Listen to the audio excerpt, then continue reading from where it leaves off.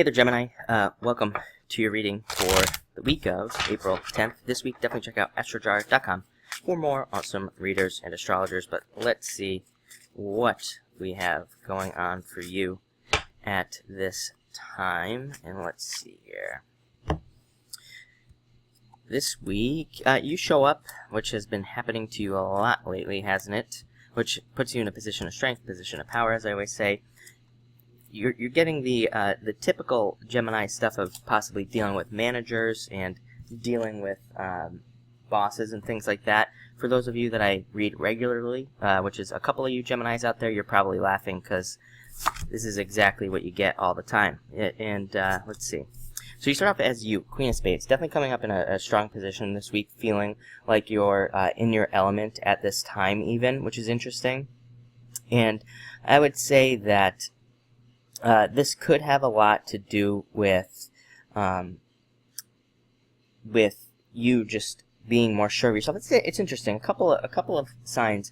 I'm going backwards this week, so I started with Pisces and I'm working my way back. And a couple of signs definitely had some messages about really focusing on yourself at this time, which I think is definitely in the astrology. There are several things that I think are making people realize that they need to kind of focus on themselves, make themselves the best that they possibly can be, and need to kind of like strengthen their personalities and things like that. I actually think that's the, I want to completely cancel out what I just said. I think that's exactly the key of what it is, because I didn't say that to anybody else.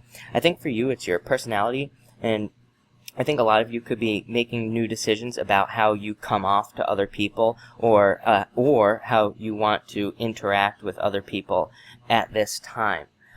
So I think a lot of you could be thinking about that. You could be thinking about how you interact with people. Maybe even some of you are like learning new ways of communication at this time, just so that you can kind of interact with people differently.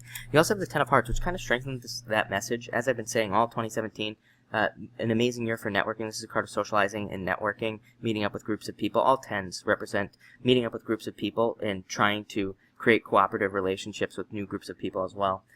So I think that a lot of you could be focused on that. It seems like the dual signs, I don't know what it is, Pisces and Gemini seem to really be focused on learning new ways of negotiation, sales, persuasion, and just better ways of dealing with people. I even think on maybe more of a boring, mundane level, maybe some people, mostly in these two signs, Pisces and Gemini, seem to be focusing on things like maybe you've realized that when you talk to people, maybe you realize that you've been boring to them or something like that. Maybe you realize that your conversations don't go the way you want them to do, or maybe you realize that you dominate conversations or something. Maybe you're taking more of a listening approach at this time, trying to gather more information. Very interesting message. I think that could be very beneficial to you. There's definitely a lot in the astrology about needing to kind of hold your cards close to your chest, no pun intended, needing to not share too many details with the people around you. I think that will continue for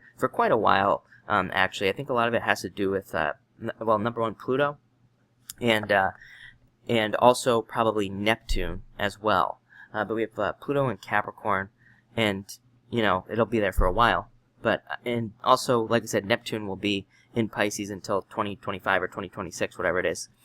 So we have a little bit more to go there. Both of those placements, to me, even if you just look at those two signs, how they're basically two signs away from each other, and I think that a lot of it has to do with secrecy and being careful with what you tell people around you, mostly for your benefit, mostly so that other people don't get too much information.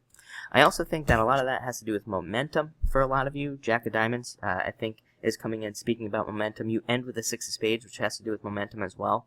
So I think that the reason the universe wants you to be quiet about your thoughts and feelings at this time, and again, I know this is very general, but for all of you, this is going to be different. It could be in love for some of you. Maybe the universe wants you to be quiet about who you're interested in at this time. Could be love.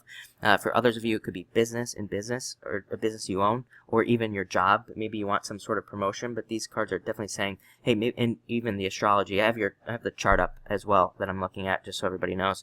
But even the astrology is kind of saying hey, maybe don't share too many details at this time until you have momentum, until you have reached a point where even if you do share it, kind of nobody's going to be able to undermine you or anything like that. Next, you have the King of Clubs, dealing with bosses. Again, thinking about looking at bosses. A lot of you, and again, a lot of you just, I think, are working towards being very ambitious at this time, working towards being more successful at this time. Also an amazing card for communication, amazing card for friends. Also a great card for going to the doctor, random side note, or dealing with lawyers. Anything that requires a lot of education. If you're dealing with somebody who has a very specialized education, and doctors, lawyers mostly, this is a great card for that. Next, you have the Eight of Diamonds, represents material success on the horizon, basically money coming in the future, more money being available to you. I do think it's a very prosperous time, and I think that will continue for many years, actually. I think that things are going to get better, not on a global scale, but on a individual, personal scale. I do think that, somebody asked me about this the other day, about like the economy and stuff. I do think that there could be shakeups in the future or something, or that our economy will basically look very different. Not like tomorrow, but in the future. But I think a lot of that has to do with what I've been talking about: networking, cooperation, building cooperative relationships with people. This is why I'm telling you to do these things, because I think it's going to benefit you in a lot of ways. Next, you have the Seven of Hearts, doubts about love. Like I said, I would mostly just be careful with who you talk about love to, who you're interested in, and all of that other stuff. Sevens can sometimes represent like advice that should not be taken, but I think for you it's kind of a little bit different. I think it's just what you shouldn't be saying to people around you. And finally, momentum, Six of Spades, you building a lot of momentum, and you really being focused on that at this time.